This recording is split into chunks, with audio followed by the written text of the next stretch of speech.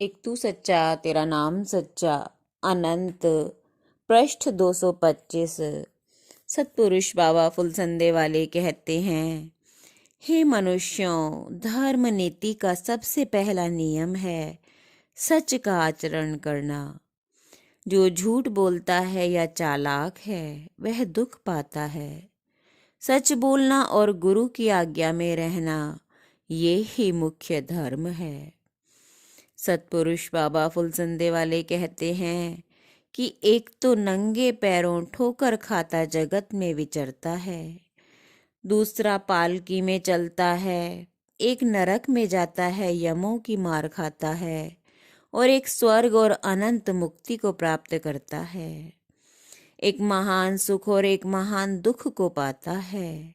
एक टुकड़े टुकड़े को तरसता है और मोहताज हुआ फिरता है, दूसरा सम्राट बनकर जगत पर शासन करता है। जिसने जैसी करनी करी है वैसा ही फल वह जगत में आकर पाता है। जो करनी तो करता नहीं और बकवाद अधिक करता है, ऐसे व्यक्ति का जगत बंधन नहीं छूटता।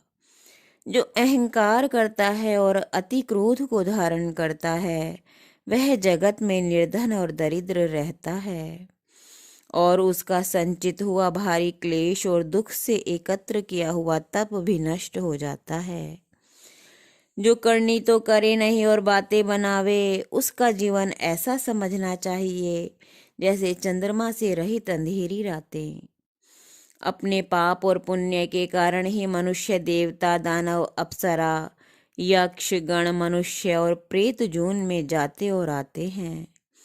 दया, धर्म, पुण्य, कर्म और सत्य को धारण करने वाले पुरुष मनुष्य के 3 लोक 14 भुवन में आँच नहीं लगती। जो उज्जवल कर्म करता है और अपनी आत्मा को अविनाशी परमेश्वर को अर्पित करता है, वो 4 प्रकार की मुक्ति पाता है। पहली सालोक्य यानी जन्म मरण से रहित होकर निरंतर परमेश्वर की निकटता प्राप्त करना, यह सालोक्य मुक्ति है। निरंकार का ध्यान करके वैसे ही रूप को प्राप्त कर लेता है, वह दूसरी सारूप मुक्ति है। और सत को धारण करके सत ज्योति में मिला देता है, वह सायुज्य यानी एकाकारता रूप मुक्ति, तीसरी मुक्ति योनि है। और जो निराकार में जाकर निर्वाण अवस्था को प्राप्त करता है, वह निर्वाण मोक्ष कहलाता है।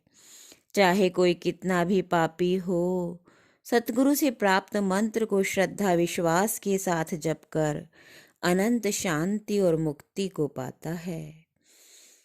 गुरु द्वारा दिए गए मोक्ष मंत्र का जाप करके और गुरु का ध्यान करके निरंतर एकाग्र चित्त से करके निश्चय ही मनुष्य स्वर्ग आदि देवलोकों का अतिक्रमण करके सनातन पुरुष अविनाशी निरंकार परमेश्वर में जा समाता है। यह सतपुरुषों का निश्चित किया हुआ मत है। एक तू सच्चा तेरा नाम सच्चा।